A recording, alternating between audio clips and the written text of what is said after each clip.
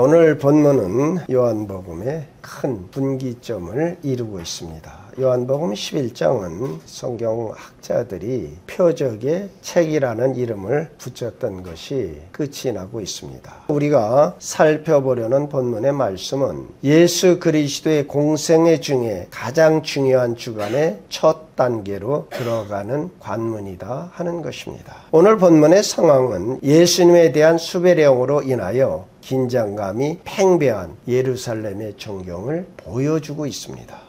우리가 종려주일이라고 부르는 때에 예수님께서 예루살렘 성에 입성하심으로 그 긴장은 깨어지고 맙니다. 또 우리는 예수님의 공생애를 표적의 차원에서 살펴봄에 있어 여기에 등장하는 마지막 갈등의 세 인물에 초점을 맞춰 살펴보아야 할 것입니다. 그 세 인물은 백성들과 백성의 지도자들과 예수님입니다. 우리가 첫 번째 살펴야 할 인물은 유대인들, 즉 백성들입니다. 그들은 중요합니다. 바리새인들과 대제사장들이 백성들이 예수님을 지지하여 폭동을 일으킬 것이라는 두려움 때문에 취했던 행동 속에서 그들의 모습을 볼 수가 있습니다. 그들은 지도자들과 예수님 사이에서 혼란을 겪고 있으며 동시에 방관자여 구경꾼들이었다 하는 것입니다. 그들은 언제 어떻게 선동을 받아 돌변할지 모르는 그러한 사람이었습니다. 예수님께서 죽은 나사로를 살려내셨습니다. 죽은 지 나흘이 지나 장례를 치른 나사로를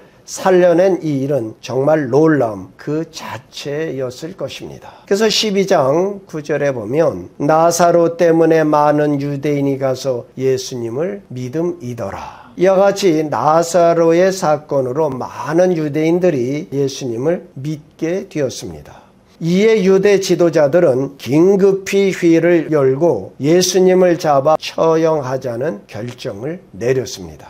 예수님께서는 아직 자기의 때가 이르지 아니한 것을 아셨고 자신의 마지막 때를 위해서 제자들과 함께 에브라임이라는 한적한 곳으로 가셨음을 오늘 본문은 말씀하고 있습니다. 그때 55절에 보면 유대인들은 유월절이 가까워지자 자기를 성결케 하기 위하여 예루살렘으로 올라갔다라고 합니다. 이는 민수기 19장 말씀을 보면 사람의 시체를 만진 자는 이레 동안 부정하리니 셋째 날과 일곱째 날에 잿물로 자신을 정결케 할 것이라. 그리하면 정결하려니와 셋째 날과 일곱째 날에 자신을 정결하게 아니하면 그냥 부정하니. 회칠한 무덤이라고 나오죠. 그러면 무덤에 왜 회칠을 했을까? 이것은 바로 이러한 절기들을 위해서 누가 보아도 시신이 있는 무덤이다. 그러니까 다시 말하면 유대인이 절기에 올라가다가 그 무덤을 스쳤거나 만졌거나 그러면 부정한 자가 되어 참석하지를 못해요. 그래서 일찍언이들 예루살렘을 향해서 올라갔던 것입니다. 최하 일주일 전. 유월절을 지키기 위하여 여유를 두고 올라온 이들은 끼리끼리 모임을 가졌겠죠. 그리하여 그 당시 아주 주요한 문제거리들을 서로 이야기했다는 것은 아주 당연스러운 추론이죠. 근데 아마 이들의 최대 관심은 뭐예요? 저 죽은 나사로를 살린 예수를 한번 만나고 싶은 그런 심정들이었을 거예요. 그래서 그들은 예수를 찾으면서 하는 말이 너희 생각이 어떠하냐? 그 예수가 이 명절에 올라오겠느냐? 여러분 이 질문은 뭐예요? 올라오지 않는다는 것을 가정하에서 이런 말을 하는 거예요. 지금 사내들인 공회에서 예수 잡아 죽이려고 하는데 그걸 알면서도 올라오겠느냐, 이렇게 서로들 말을 주고받고 있는 것입니다. 그때 유대 백성들 대부분은 바리새인들이나 대제사장들처럼 예수님을 반대하는 입장에 서 있지는 않았다 하는 것입니다. 그렇다고 그들이 예수님을 찾아 따르기 위해 애쓰지도 않았다 하는 것입니다. 그들은 이 절기에 종교 지도자들이 과연 예수를 잡아 처형할 수 있을까 하는 결과를 구경하는 것으로 만족했던 것입니다. 그들이 종교의 여러 가지 의식에 참여하고 있으면서도 바리새인들과 제사장들이 무죄한 사람을 처형할 것을 알면서도 기다렸던 것입니다. 그들은 자신들의 즐거운 방식으로 유월절을 지낼 수 있는 한 무지한 예수를 처형하는 것이 하등의 문제가 되지 않았다 하는 것입니다. 더군다나 그들은 예수께서 자신들의 죄를 대신 지시고 십자가에 못 박혀 죽으시는 것을 지켜보는 동안에도 종교적인 모습을 띠고 있었다 하는 것입니다. 오늘날에도 이와 유사한 것들을 발견할 수가 있습니다. 오늘의 많은 사람들이 교회 출석하는 일이나 예배에 각별함을 기울임에도 불구하고 마음속으로는 예수님과 한편이 되지를 못하고 있는 것이 현실입니다. 사실상 예수님을 배척하고 있는 것입니다. 디도서 1장 16절 말씀에 그들이 하나님을 시인하나 행위로는 부인하니 가증한 자요 복종하지 아니하는 자요 모든 선한 일을 버리는 자니라. 이들을 가리켜 행위 불신자라고 하는 겁니다. 예배에 열심히 참석하고 참여를 해요. 그러나 예수님 편에 온전히 쓴 사람은 여러분 말고는 없을 수도 있습니다. 참 안타까운 현실이죠. 예수님께서 잡히시던 밤에 베드로가 받은 질문, 너도 예수와 함께 있었도다 하는 그런 상황에서 그런 질문을 받게 되는 것은 두려운 일입니다. 그러나 저와 여러분은 예수님과 함께 있어야만 합니다. 여러분들은 어디에 속해 있습니까? 예수님과 함께 있습니까? 아니면 종교적인 그 거룩한 모습만을 띠고 있습니까? 예수님께 속해 있고 예수님께 함께하는 그러한 성도들이 되시기를 원합니다. 예수님의 지상 생애의 마지막 주간에 일어나는 여러 사건 속에서 우리가 살피고자 하는 두 번째 인물은 유대의 지도자들입니다. 57절에서 그들은 대제사장들과 바리새인임을 밝히고 있습니다. 그들은 어느 누구든지 예수 있는 곳을 알거든 신고하여 잡게 하라 명령하였다라고 합니다. 이제 다시 말하면 유대에 공식적으로 예수님의 체포령이 떨어졌다. 그들은 예수님을 적대하여 죽여 없애버리려고 작정한 것입니다.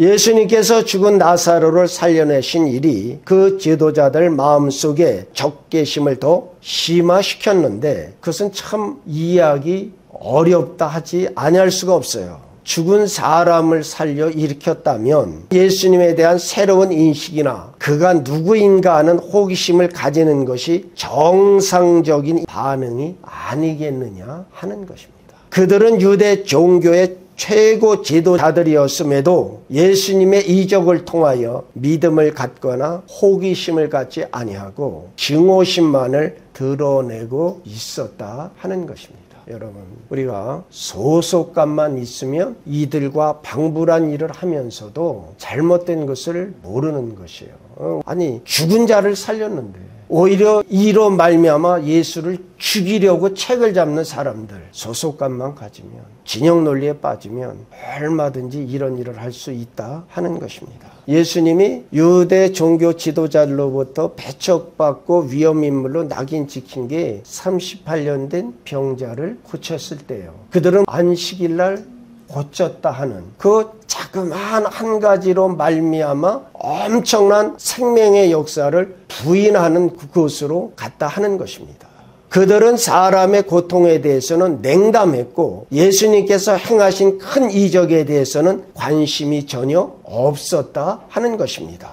9장에 보면 나면서부터 소경된 자의 눈을 뜨게 하셨을 때 그들은 더 분을 내는 것을 우리는 살펴보았습니다. 예수님께서 안식일에 대하여 그들이 정해놓은 규례를 어겼기 때문에 그랬던 것입니다. 예수님께서 행하신 이적들은 유대 한 구석에서 행하신 것이 아니라 예루살렘 성이나 그 인접 지역에서 행하신 것입니다. 많은 사람들에 의하여 목격되어져 왔다 하는 것입니다. 부인하려 하여도 부인할 수 없는 사실들입니다. 그럼에도 불구하고 그들은 믿으려 하지 않았습니다. 그들은 전통적인 종교에 몰두함으로 예수 그리스도 안에서 계시된 참 하나님을 거스리고 죽은 전통을 붙들었던 것입니다. 사랑하는 성도들이요, 하나님의 말씀을 약화시키면 성령의 능력을 가로막는 것입니다. 여러분의 생에서 혹시 내 삶과 내 생에서 하나님의 말씀에 정면으로 위배되는 일을 하고 있지 아니한가 살펴보십시오. 그것이 무엇이라고요? 성령의 능력을 가로막는 일입니다. 마음이 완악해지면 회개할 길도 없습니다. 여러분 이러한 길에 섰다면 돌이키시고 말씀대로 이루어지기를 소원하나이다 하는 주의 고백을 따라하시는 복된 성도들 되시기를 축원드립니다. 자, 사도 바울은 로마서 10장 2절로 3절에서 이렇게 말씀을 합니다. 내가 증언하노니 그들이 하나님께 열심히 있으나 올바른 지식을 따른 것이 아니니라. 하나님의 의를 모르고 자기 의를 세우려고 힘써 하나님의 의에 복종하지 아니하였느니라. 바로 여기에 종교 지도자들인 이들이 뭐라고요? 하나님의 바른 의를 따라 행하지 아니하였다. 하나님의 말씀이 없고 열심만 가득하면 이단돼요. 하나님을 아는 지식에서 자라나십시오. 전통은 신앙이 아닙니다. 지혜와 계시형이 임하셔서 말씀을 깨닫고 생명길로 행하는 그러한 성도들이 되시기를 바랍니다. 자, 오늘 본문의 주요 인물 중 세 번째 분은 바로 예수님이십니다.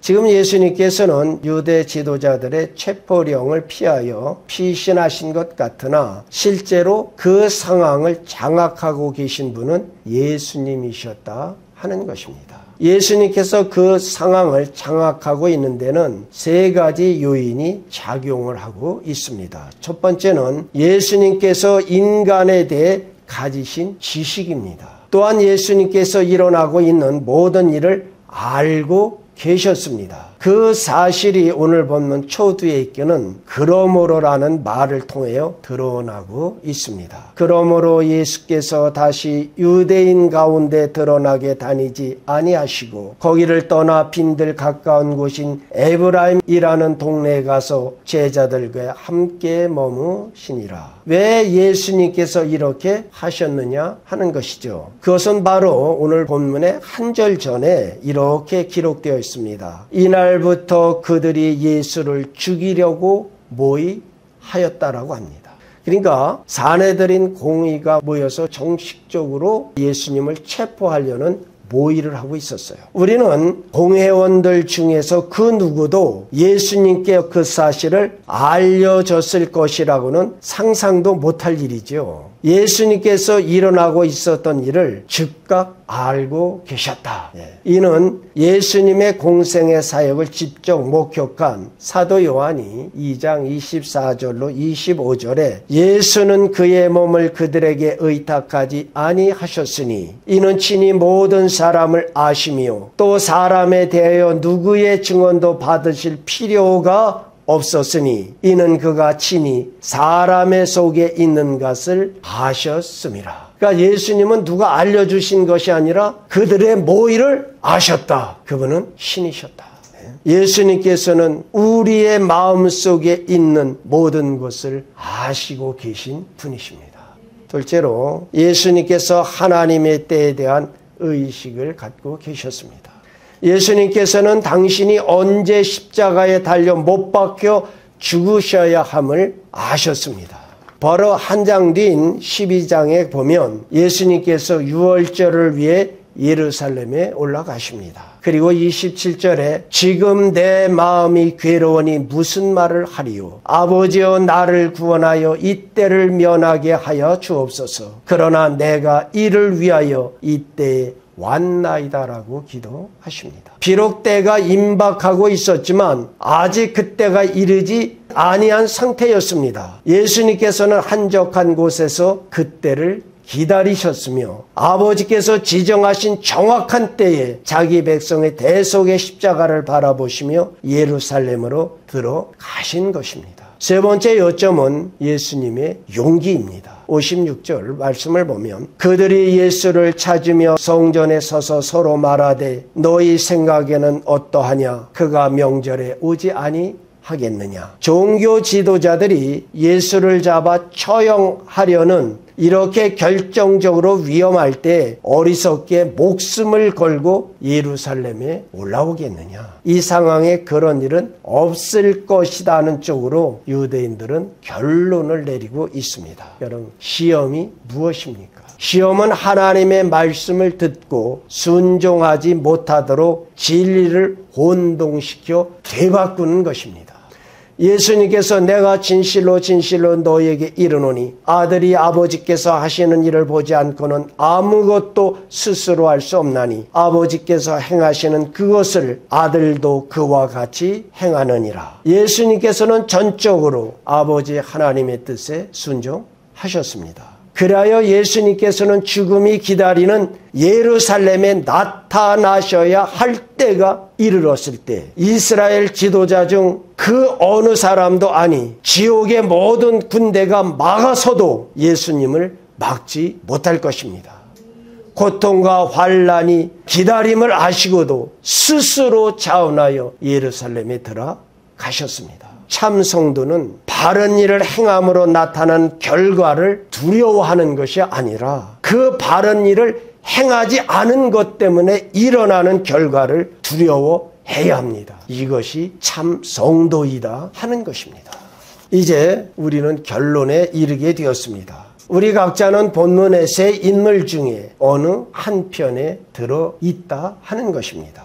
대다수의 유대 백성들은 예수님께 대하여 호기심도 있었고 동정심도 가지고 있었습니다. 그러나 그들은 예수님을 따르기 위하여 대가를 지불하려 하지 않고 예수님을 적극적으로 따르지도 않았으며 예수님을 거스르는 편에 서야 하겠다는 결정도 못 내리고 있는 그러한 상태였습니다. 그래서 그들은 예수님께서 예루살렘으로 들어오실 때 종려나무 가지를 흔들며 호산나 찬송하리로다 주의 이름으로 오시느니 곧 이스라엘의 왕이여 했던 그 군중들과 함께 하기도 하였으며 빌라도의 법정에서 예수님을 십자가에 못 박으라 위치는 그 무리들 가운데도 그들은 합세하였다 하는 것입니다. 이들은 절대 역사를 이루지 못합니다. 그저 그렇게 믿으면 그저 그런 사람이 되어 그렇게 살다 자신의 죄 가운데 죽을 것입니다. 성경은 말씀합니다. 굳게 믿지 아니하면 굳게 서지 못하리라.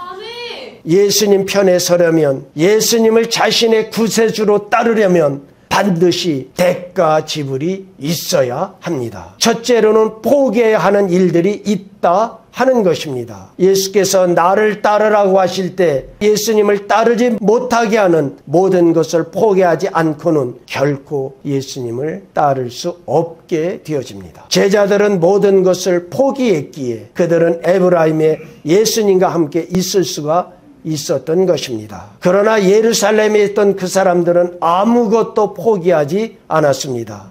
결과적으로 그들은 예수님과 함께하지를 못했다 하는 것입니다. 오늘에도 자기의 죄를 벗어버리지 못해서 이런 불의에서 벗어나지 못하는 안타까운 사람들이 얼마든지 있습니다. 둘째로 예수님을 따르기 위해서는 공개적으로 나는 예수를 믿는다라고 고백해야 합니다. 마태복음 10장 32절에 예수님께서 누구든지 사람 앞에서 나를 시인하면 나도 하늘에 계신 내 아버지 앞에서 그를 시인할 것이라고 하셨습니다. 누구든지 사람 앞에서 나를 부인하면 나도 하늘에 계신 내 아버지 앞에서 그를 부인하리라 하셨습니다. 이와 같이 예수 그리스도를 내가 믿는다고 고백하는 것은 참으로 중요한 일입니다. 로마서 10장 9절로 10절에 내가 만일 네 입으로 예수를 주로 시인하며 또 하나님께서 그를 죽은 자 가운데서 살리신 것을 내 마음에 믿으면 구원을 받으리라. 사람이 마음으로 믿어 의에 이르고 입으로 시인하여 구원에 이르느니라. 예수님을 나의 구주로 고백하지 아니한다면 예수님을 믿지 않는 자들의 편에 서게 될 것이다 하는 것입니다. 중간의 위치에 머물러 있을 수는 절대 불가능합니다. 지옥과 천국이지 그 중간은 없습니다. 불신자냐 신자냐 하는 것이지 믿을까 말까 아닙니다. 예수를 자신의 구주로 믿고 고백한다면 갈수록 예수님을 닮아가게 될 것입니다. 예수님을 따르는 길은 값비싼 대가를 지불해야 한다라고 예수님께서 미리 경고해 주셨습니다. 그러나 예수님을 따르면 세상과 오는 세상을 보는 통찰력과 때를 분별하는 지혜와 죄와 악에 담대히 맞서는 용기에 있어 예수님을 닮아가게 될 것입니다.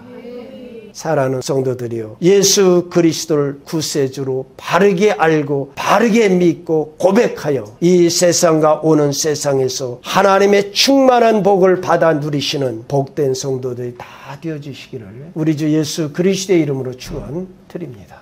네, 기도하시겠습니다.